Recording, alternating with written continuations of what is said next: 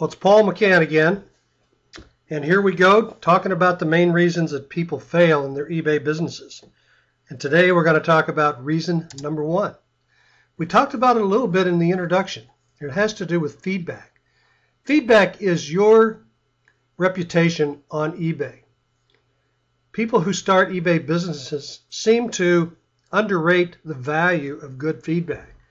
This is one thing you cannot do. It's the number one reason people fail. So you've got to do everything you can to get the best feedback possible. You've got to work real hard to try to get your feedback above the 100 number as quickly as possible. It seems to be the magic number at eBay. Once you get above 100, people look at you a little bit differently. They look at you as being successful. They look at you as being someone who probably can be trusted and someone who knows what it is they're doing. You can build that number up two different ways, by buying and selling. Matter of fact, if you are new to eBay, one of the best ways to build your feedback up is to start buying some items. I would buy a number of small items. Make sure that you pay for them quickly, probably using PayPal or a credit card, and then watch your sellers and see what kind of customer service they offer. You can learn a lot from this. There's no better place to sit than in the chair of a customer to see exactly how people's customer service responds.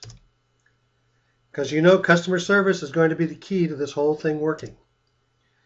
And when you communicate with the seller, make sure that every time you do that you ask them to give you feedback. These people get busy sometimes and forget to do the feedback, so you just need to give them a gentle reminder. Well, poor communications is really probably the root of all the problems in any kind of a business. And eBay is no different. And you mustn't forget that even though people are out on eBay looking for bargains, most of them are there just to have fun. So do everything you can to make sure that they have a fun experience. Instructions that you give must be very clear. These instructions need to be black and white, not gray. About shipping, about terms and conditions, costing, things of that nature. They all must be right up front and without doubt very clear. One of the things that can run your feedback system into the negative very quickly is to not ship on time. So it's very important that people understand your shipping policy. Make sure you mention in the ad that you'll ship within 1 day or 2 days or 3 days. Set the expectation level and then follow through. And keep remembering through this whole process that who is it that has the most to lose? It's you, the seller.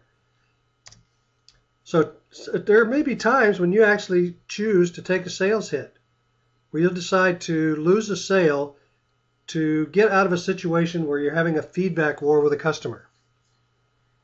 Much better to lose a sale than to get a negative feedback.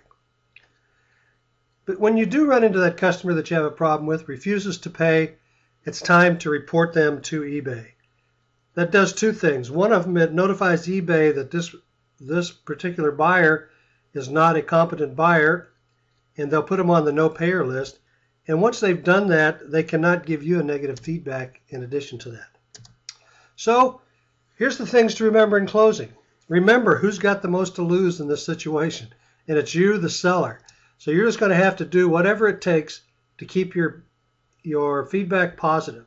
Keep your business as positive as you can. Sometimes you just got to grin and bear it. You got to bite the bullet, because it may be better just to bite the bullet and move on than to try to fight over a feedback issue. Remember, communicate clearly in both the ads that you put up on eBay and any follow-up communication that you have with your customers. Report deadbeat buyers. It's important that eBay know about them, and also it keeps them from giving you negative feedback.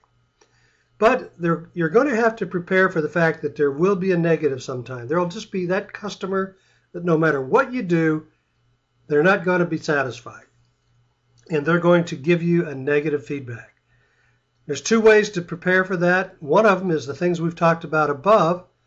That is to mitigate it for the most part. But the other way to do it is to get as many feedbacks as possible. Once you get your feedback numbers built up into the hundreds, one negative feedback won't hurt you that much. So that's the end of the first video. So continue in the series. I'll see you in the next video, and we'll talk about the second reason that a number of businesses fail on eBay.